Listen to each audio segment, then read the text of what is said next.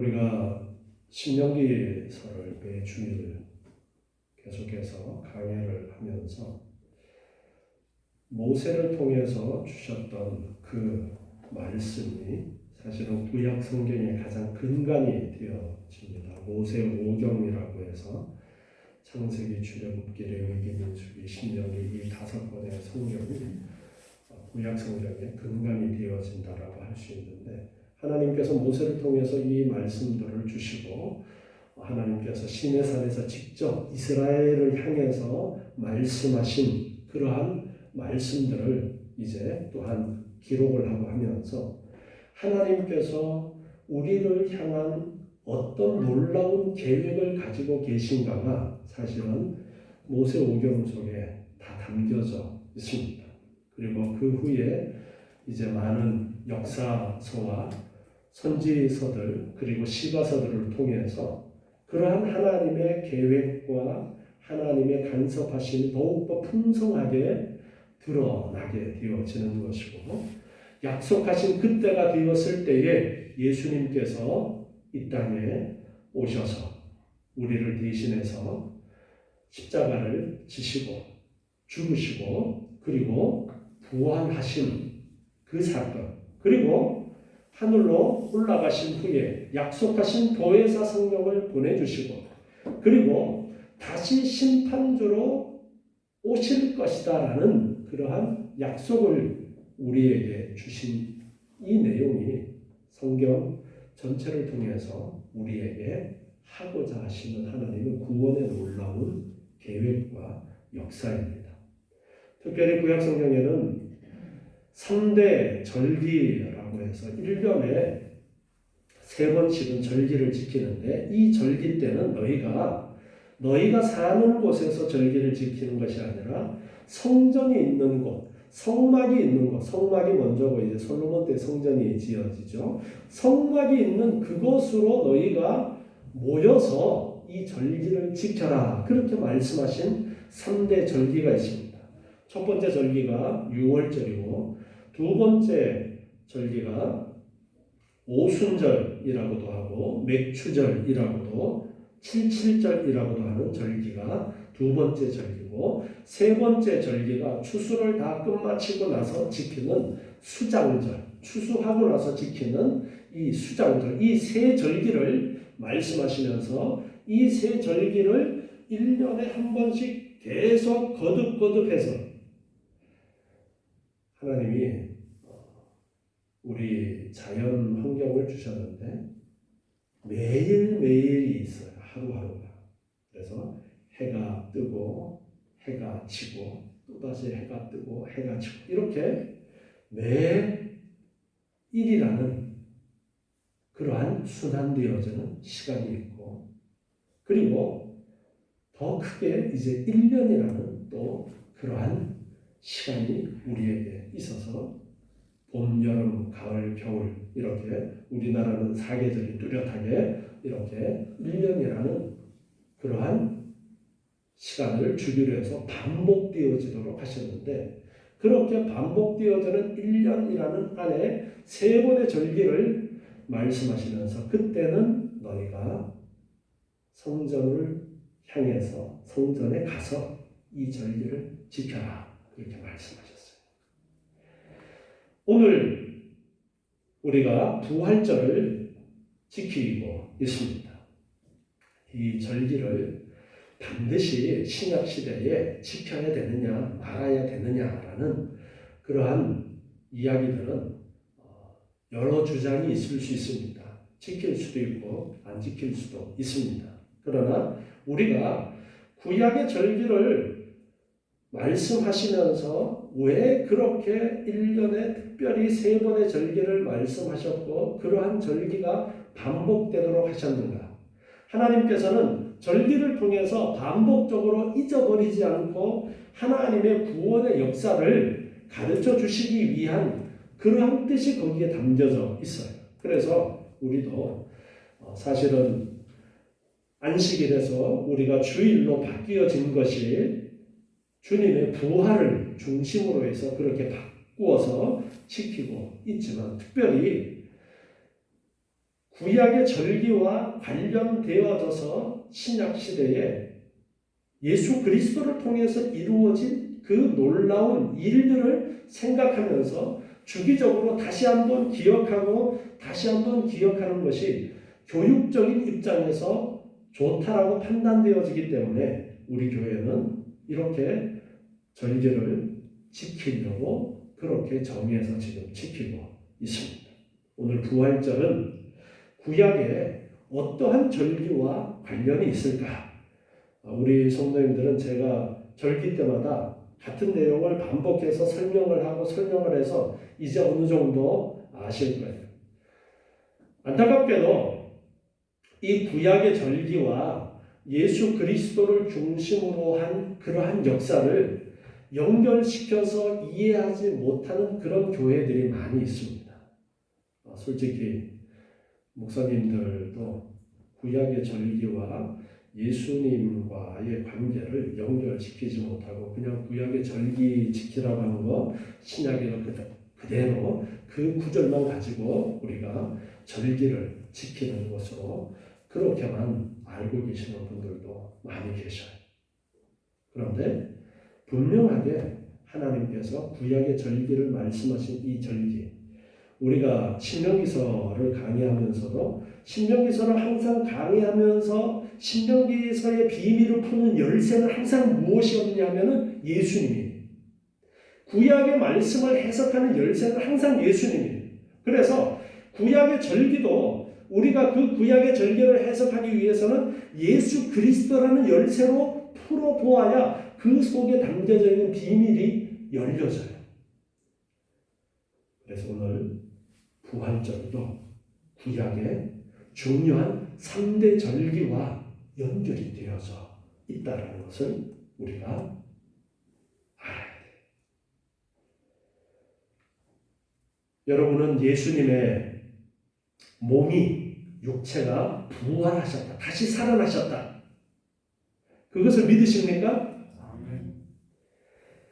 그리고 여러분도 몸이 다시 부활하게 되어질 것을 믿으십니까? 우리가 이 부활의 믿음이 있어야 돼요. 고린도전서 15장은 부활에 대해서 우리에게 가르쳐주는 대표적인 그러한 성경이라고 할 수 있어요. 고린도전서 15장 1절부터 말씀을 한번 보시면요.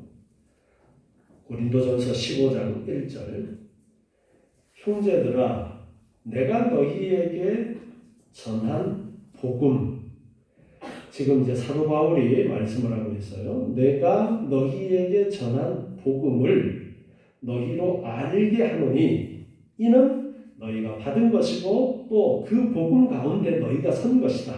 너희가 만일 나의 전한 그 말, 내가 전한 그 복음을 굳게 지키고 헛되이 믿지 아니하였으면 그 전한 복음으로 말미암아 구원을 얻을 것이다.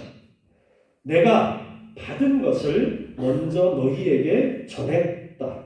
이것은 성경대로 그리스도께서 우리 죄를 위하여 죽으시고, 자, 바울이 전한 그 복음의 내용을 간략하게 이제 설명하고 있어요. 성경대로, 성경에서 말씀하신 대로, 여기에 성경은 구약 성경을 말씀하고 있는 거예요. 구약에서 말씀하셨던 대로 그리스도께서 우리 죄를 위하여 죽으시고, 그리고 장사 지낸 바 되었다가 성경대로 구약에서 예언하셨던 대로 사흘 만에 다시 살아나사 게바에게, 베드로를 이야기합니다. 게바에게 보이시고 후에 12제자에게와 그 후에 500여 형제에게 일시에 보이셨나니 그 중에 지금까지 태반이나 살아있고, 자, 지금 이 고린도전서를 쓰는 이때까지 예수님이 살아나신, 부활하신 그 예수님을 보았던 사람이 아직 500명 이상이나 되었는데 그 중에 태반이, 절반이나 살아있다라는 거예요. 어떤 이는 잠들었고, 그 후에 야고보에게 보이셨고, 그 후에 모든 사도에게와 맨 나중에 만삭되지 못하여 난 자 같은 내게도 보이셨느니라. 사도 바울도 그 부활하신 예수님을 보았다. 그렇게 고백하면서 복음에 대한 이야기를 하면서 부활을 이야기를 합니다. 다메섹으로 이제 예수 믿는 사람들 잡으러 가다가 사도 바울도 예수님을 만나게 되어졌었죠. 그래서 사도 바울도 나도 부활하신 예수님을 보았다. 그렇게 고백하면서 예수님의 부활을 증거하는 거예요. 그러면서 오늘 12절 본문으로 넘어가서 보면요. 그리스도께서 죽은 자 가운데서 다시 살아나셨다 전파되었거늘 너희 중에 어떤 이들은 어찌하여 죽은 자 가운데 부활이 없다 하느냐. 아니 예수님이 다시 살아나셨다라는 것이 전파됐는데 너희는 어찌해서 죽은 자 가운데 부활이 없다라고 그렇게 이야기를 하느냐. 예수님은 부활하셨어도 우리가 부활하는 것은 아니야. 그렇게 생각하는 사람들도 있었고 예수님의 부활하셨다라는 것이 그게 영이 부활한 것 아니야? 그렇게 생각하는 사람들도 있었고 부활에 대한 생각들이 성경에서 가르쳐 주시는 그 내용대로 온전히 확립되지 못했다라는 거예요. 고린도에 보낸 편지예요. 고린도는 여러분 그리스에 가시면은 고린도 운하라고 해서 아주 유명합니다. 바로 고린도는 그리스 지방이에요. 자, 그리스 하면은 가장 유명한 게 뭐예요? 제우스 신. 그리스 하면 철학이 그리스 하면 떠올릴 수 있는 거예요. 철학이 아주 발달해 있었어요. 지금 이 사도 바울이 복음을 전할 때에도 아주 철학이 발달했어요. 철학이 지혜에 대한 사랑이라는 그런 의미를 가지고 있는 단어라 그래요. 어떤 것이 가장 지혜로운 걸까 늘 고민하면서 이 그리스가 이렇게 되어질 수 있었던 것이 당시 이제 그리스가 전 세계를 이렇게 점령했을 때에 뭐 아주 풍부한 그런 상황 속에서 철학적인 고민들을 많이 했던 것 같아요. 그래서 이 예수님 부활하신 이후에 사도 바울이 복음을 전할 때에 이때에 부활이라는 이 문제를 잘 받아들이지 못하는 이 그리스 사람들, 고린도 교회 사람들이 될 수밖에 없었던 이유가 그 당시에 철학자들을 통해서 그리스 지역에 퍼져 있던 어떤 생각들이 있었느냐 하면은 영혼과 육체가 있는데 사람을 영혼과 육체라고 생각을 하는 거예요. 그런데 영은 훨씬 더 뛰어난 존재고 육체는 하등한 존재. 그렇게 생각을 해요. 그래서 이 사람이 지금 현재 육체를 가지고 있는 것이 이 영혼이 육체에 가두어진 것이다라고 그렇게 이해를 했어요. 그래서 육체의 죽음이라는 것이 어떤 것이냐니까 육체의 죽음을 통과하면 영혼이 이 육체로부터 해방이 되어져서 이제 이데아라는 그러한 우리가 생각하는 천국과 비슷한 그런 어떤 세계를 나름대로 생각했던 거예요. 그래서 그 이데아라는 곳으로 이 영혼이 가게 되어진다라는 그러한 철학적인 생각이 널리 퍼져 있었어요. 영지주의라는 그러한 이단 사상도 이 당시에 널리 퍼져 있었는데 같은 맥락을 가지고 있어요. 영혼은 훨씬 더 뛰어나고 육체는 하등하다라는 이런 생각을 가지고 있는 거예요. 그런데 성경을 통해서 우리에게 가르쳐 주시는 영과 육이라는 것은 사람은 영과 육이 온전히 결합되어 있을 때 온전한 사람이에요. 그리고 하나님은 영이시고 천사도 영으로 영적인 존재로 그렇게 말씀을 하고 있지만 그렇다고 해서 영이 육체보다가 더 뛰어난 것이냐? 그건 아니에요. 천사보다가 우리가 지금은 못하지만 나중에는 천사가 우리의 심부름꾼이 되어진다라고 성경은 우리에게 가르쳐주고 있어요. 그래서 사람은 하나님의 형상을 따라 아주 특별하게 지음받은 영과 육이 온전히 하나 되어진 그런 존재인데 그 인간을 이해를 못한 것이죠. 그러다 보니까 부활을 이야기를 하면은 이게 육체가 다시 살아나 버리면 어떻게 되는 거예요? 해방되어졌던 영혼이 다시 육체에 가두어진다라는 그런 생각을 하면은 그 부활 좋은 게 아닌데? 이런 생각을 가지는 거예요.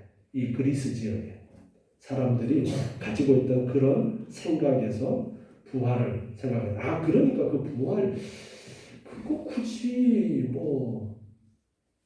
그렇게 생각을 하게 되었었던 거예요. 그러나 성경은 우리에게 사람은 영과 육이 온전히 결합되어져 있는 것이 온전한 사람이다라는 것을 가르쳐 주시고, 육체의 죽음은 잠시 동안 영과 육이 분리가 되어지는 것이고, 예수님께서 부활하신 그 부활처럼 우리도 다시 부활해서 영과 육이 결합되어져서 온전한 사람으로 천국에서 살게 되어진다. 이것이 성경 전체를 통해서 우리에게 가르쳐 주는 거예요.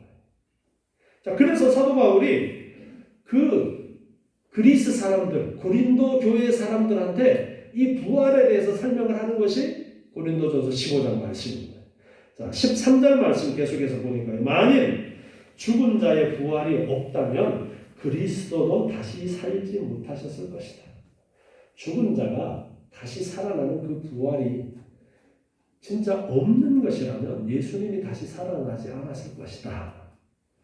그리스도께서 14절 보니까 만일 다시 살지 못하셨으면 우리의 전파하는 것도 헛것이고 또 너희가 믿는 것도 헛것이고 또 우리가 하나님의 거짓 증인으로 발견된다.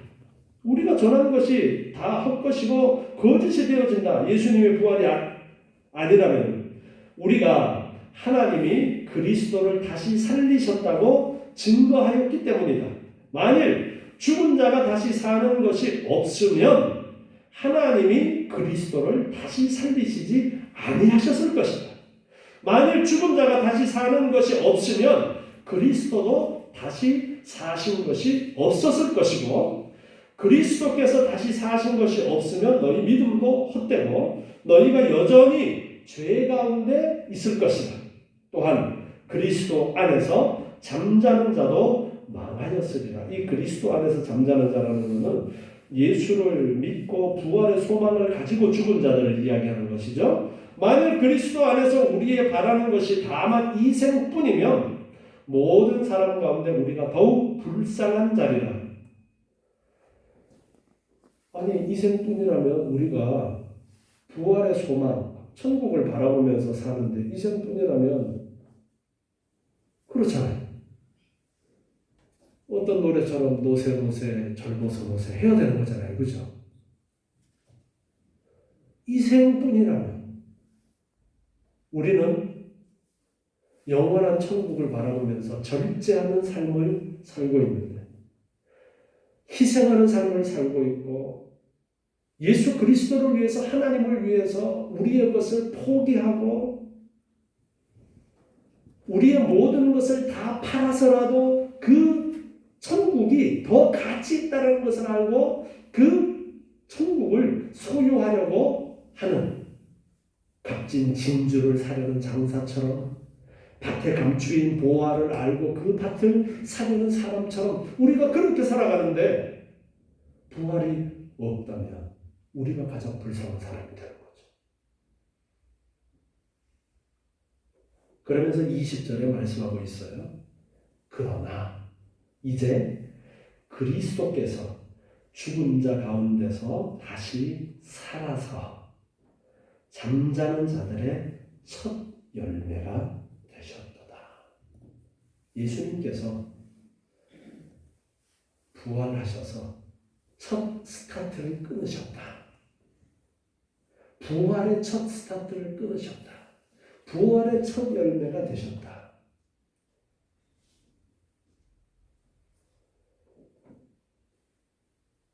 이제 다시 구약의 절기 이야기로 넘어가 볼게요. 구약의 첫 번째 절기가 뭐라고 그랬어요? 유월절이라고 했어요. 유월절이 되면은 양을 잡아서 먹고 그 피를 문에 발라서 출애굽 때에 장자가 죽는 것을 면하게 되었던 것이 첫 번째 유월절의 시작이에요.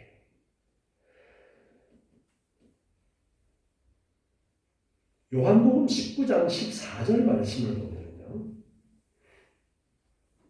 요한복음 19장 14절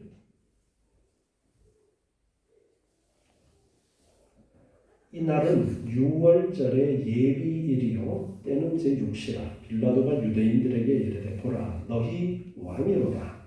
저희가 소리 지르되 없이 하소서 없이 하소서 저를 십자가에 못 박게 하소서. 빌라도가 가로되 내가 너희 왕을 십자가에 못 박으랴. 대제사장들이 대답하되 가이사 외에는 우리에게 왕이 없나이다 하니. 자, 예수님이 십자가를 지시고 죽으시게 되는 때가 언제였냐? 유월절 때였어요. 유월절 때에 예수님께서 잡히셔서 십자가에서 죽음을 당하게 되었습니다. 30절, 요한복음 19장 30절 보니까요.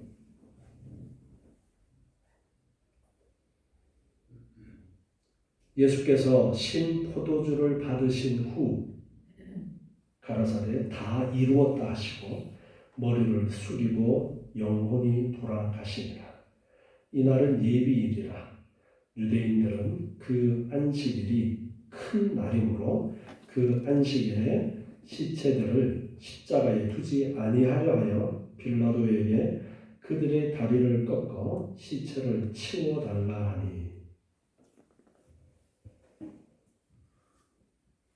유월절에 예수님께서 십자가를 지시고 죽으시게 됩니다. 유월절을 이제 어떻게 해석을 해야 되느냐 하니까 예수님의 죽음과 관련시켜서 해석을 해야 되는 거예요. 우리가 구약의 제사도 예수님을 상징하는 것이다 라는 것을 배웠어요.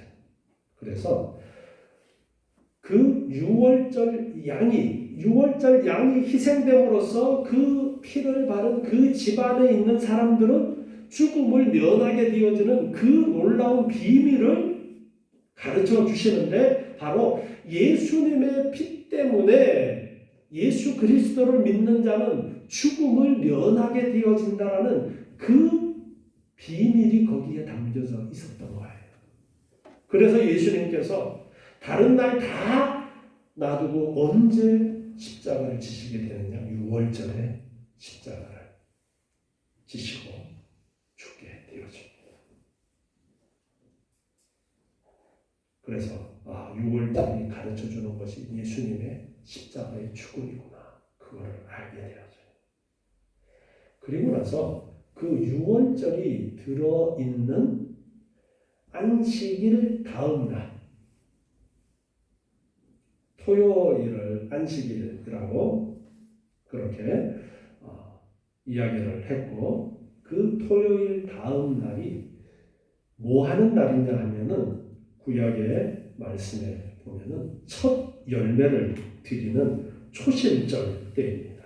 우리가 거기에 대해서 부활절 때마다 여러 번 살펴봤기 때문에 성경 구절은 찾아보지 않겠는데요. 설명을 드리면은 초실절이 뭐냐면은 이제 이때가 보리 종류를 추수하기 시작할 때예요. 보리 종류는 여러 가지가 있죠. 밀도 보리 종류에 들어가고 겉보리, 찰보리 다 우리나라에서 이야기하는 보리 종류들도 여러 가지 종류가 있는데 그 보리 종류 추수가 시작되는 게 이 6월절 때쯤 시작이 되어져요. 그러면은 추수를 하게 되어지면은 초실절이 뭐냐면은 그 볼이 거두어 들인 첫 단을 하나님 앞에 드리도록 되어져 있었어요.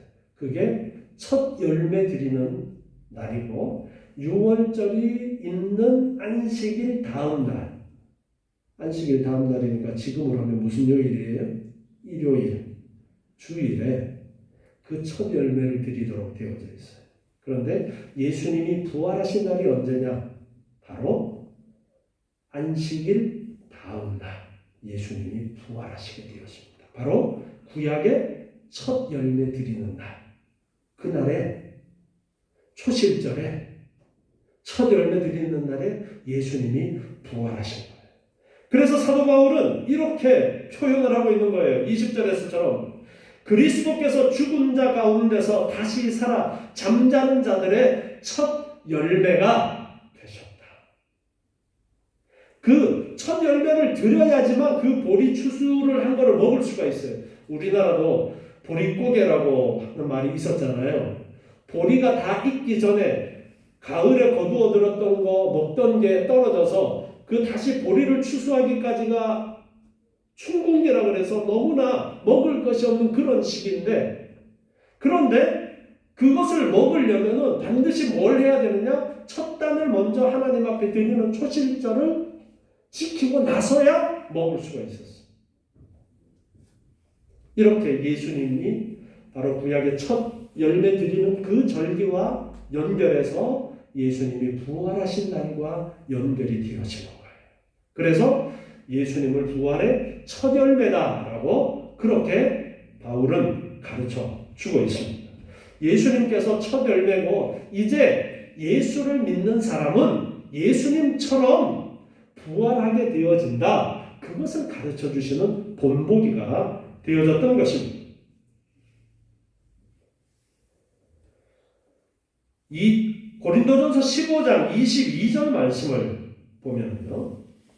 고린도전서 15장 22절에 아담 안에서 모든 사람이 죽은 것 같이 그리스도 안에서 모든 사람이 삶을 얻으리라. 아담의 후손들이 그 아담의 원죄 때문에 모두 죽음에 이르게 되어지는 것처럼 그리스도 안에서 예수 믿는 사람들은 모든 사람이 그리스도 안에 있음으로써 삶을 얻을 것이다. 그렇게 말씀하시는 거예요.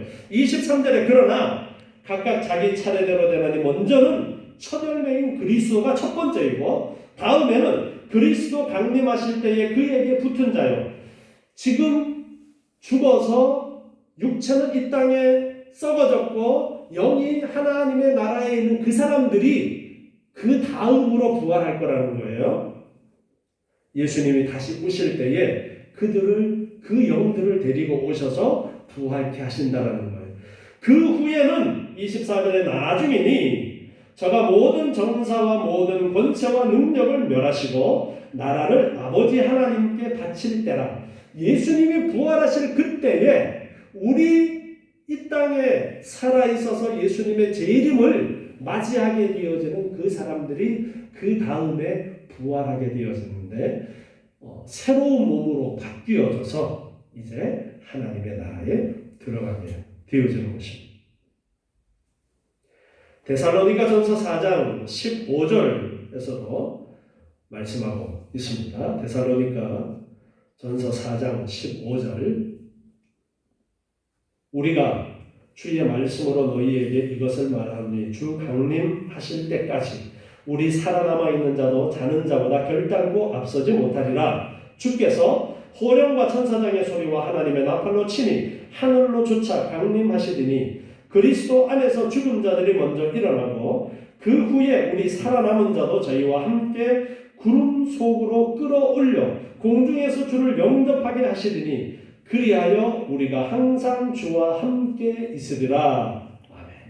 예수님이 재림하실 때에 먼저 가셨던 믿음의 선배들이 부활하게 되어지고 우리도 변화되어져서 이제 예수님과 영원토록 함께 살게 되어진다는 것을 가르쳐 주시는 거예요. 우리는 이 소망을 가지고 지금 살아가는 거예요.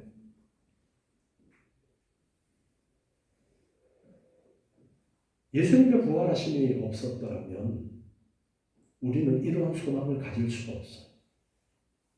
예수님이 부활하셨기 때문에 우리도 예수님과 함께 십자가에서 우리의 죄가 죽임을 당했고, 그리고 부활해서 영원토록 우리가 살게 되어지는 것입니다. 베드로전서 1장 3절 말씀을 보면요, 베드로전서 1장 3절에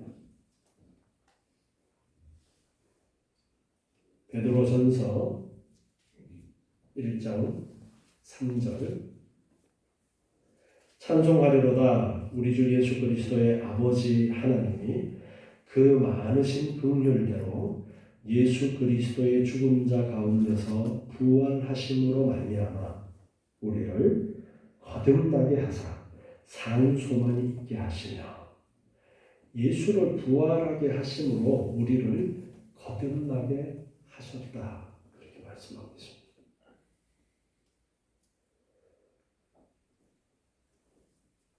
로마서 8장 9절 말씀 또 한번 봅니다.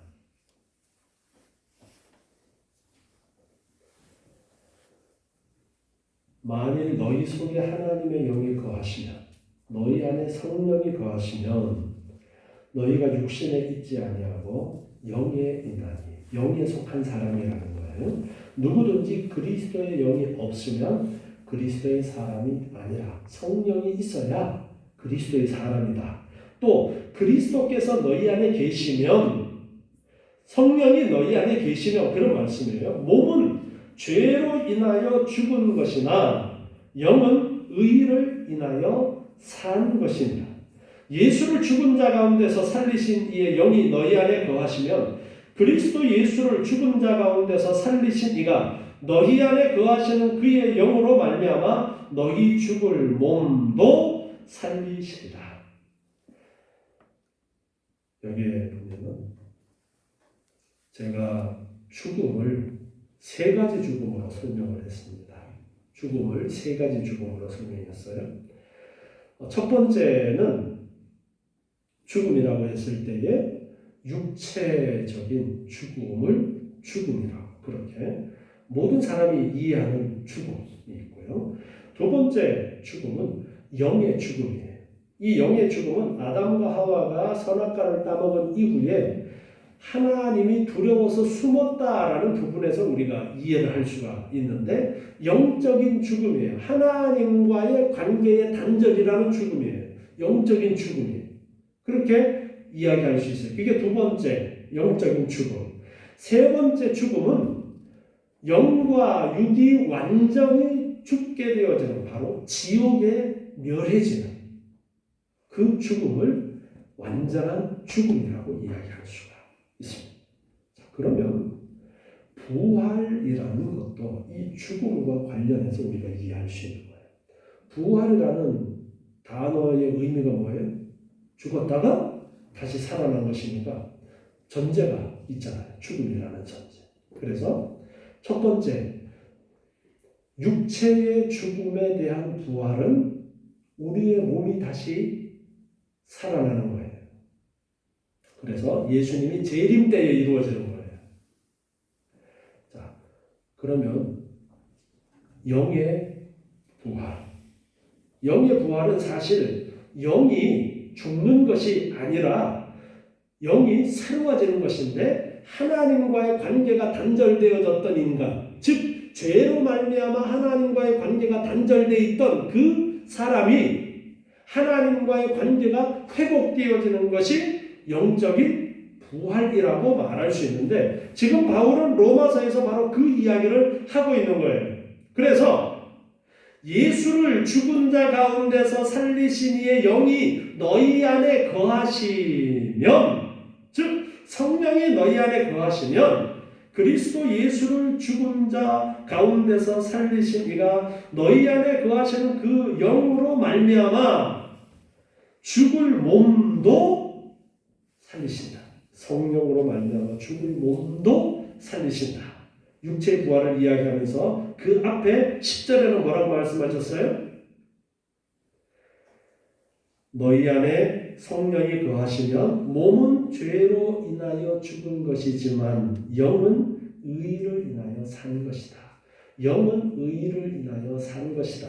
그러면서 11절에서 죽을 몸도 살리신다. 즉 예수를 믿음으로써 성령이 우리 안에 거하심으로써 우리의 영적인 죽음, 하나님과의 관계가 단절되어 있던 것이 먼저 해결되는 영적인 부활이 있다라는 거예요. 자, 그러면 영적인 부활을 우리가 지금 영적인 부활의 상태에 있는 거예요? 그렇지 않은 거예요? 영적인 부활의 상태에 우리가 이미 있는 거예요. 성령으로 말미암아 우리가 예수 그리스도를 믿을 때에 우리의 영이 거듭났어요. 부활되어졌어요. 그래서 하나님과의 관계가 단절되었던 관계에서 하나님과의 관계가 회복되어졌습니다. 예수께서 화목제물이 되셔서 하나님과 우리 사이의 관계를 회복시켜 주셨어요. 이것이 영적인 부활이라고 그렇게 말할 수 있어요. 그리고 이제 우리에게 남은 것은 육체의 부활이 남은 것입니다. 예수님께서 첫 열매가 되셔서 우리의 부활의 본보기가 되신 그 말씀을 따라서 우리도 이제 예수님의 재림하실 때에 부활하게 되어진다는 이 소망을 우리가 확실하게 가지고 있어야 되는 거예요. 우리가 그저 막연하게 나도 부활할 것을 믿습니다. 그것이 아니라 이 말씀을 분명하게 가르쳐 주셨기 때문에 이 말씀을 붙들고 우리는 예수님께서 재림하실 때 우리의 몸이 변화되어져서 그리고 그 전에 내가 죽는다면 육체의 죽음을 맞이한다면 육체는 이 땅에 묻혀서 썩지만 영이 하나님의 나라에 있다가 예수님과 함께 재림할 때에 와서 육체와 다시 부활되어지는 그 놀라운 변화가 반드시 있다라는 이 육체의 부활을 확실하게 우리는 믿어야 됩니다. 이 믿음을 가지고 우리는 살아가는 거예요. 그래서 이 세상 사람들은 하나님을 알지 못하고 그저 이 땅뿐이라고 생각할 때에 우리는 하늘나라의 소망을 가지고 부활해서 예수님과 영원토록 함께 살 그 소망을 가지고서 지금 이 땅에서는 나그네의 인생을 사는 거예요. 힘들고 괴롭고 핍박이 있고 환난이 있어도 하나님의 나라를 바라보면서 나는 하나님의 나라 사람으로서 하나님의 자녀로서 이 땅에 어떻게 살아가야 될 것인가를 날마다 고민하면서 살아가는 겁니다. 여러분, 육체의 부활, 예수님의 육체의 부활을 믿으면서 나도 육체의 부활할 것이라는 확신을 가지고 그래서 하나님께서 구약의 절기들도 다 정해주신 것이 다 예수 그리스도의 그 비밀을 풀어주시고 우리에게 그 놀라운 은혜를 주시기 위해서 하셨다라는 것을 깨닫고 반드시 이제 절기 중에 하나만 남았어요. 이루어지지 않은 절기. 예수님이 재림하실 때에 수장절이 되어지는 거예요. 추수에서 거두어지는 그 절기. 알곡을 모아 천국 곳간에 드리는 그 절기가 아직까지 예수 그리스도의 것으로 이루어지지 않고 있는 절기인데 그때는 우리는 소망하면서 살아가는 겁니다. 끝까지 힘들고 어려운 믿음을 지키시고 그리고 나 혼자만이 아니라 교회를 통해서 함께 서로에게 힘이 되어주고 서로를 격려해주고 끌어주고 밀어주고 그렇게 믿음의 길 가라고 교회라는 이런 울타리를 또 만들어주셨다는 것을 우리가 알고 함께 이 소망, 부활의 소망을 가지고 끝까지 믿음을 지키시는 여러분 되시기 바랍니다. 기도하겠습니다. 하나님 감사합니다. 부활의 놀라운 은혜를 저희에게 허락하여 주시고 또한 첫 열매가 되셔서 우리의 소망이 되시고 우리도 부활할 것을 가르쳐 주신 주님 이제 부활의 소망을 가지고 저희가 살아가게 도와 주시옵소서. 반드시 주님이 다시 오시고 우리의 육체의 부활이 있음을 믿고 하나님의 나라를 바라보면서 하루하루 힘들고 어려워도 끝까지 믿음을 지키는 저희의 복된 삶이 되게 하여 주시옵소서. 예수님의 이름으로 기도드리옵나이다. 아멘.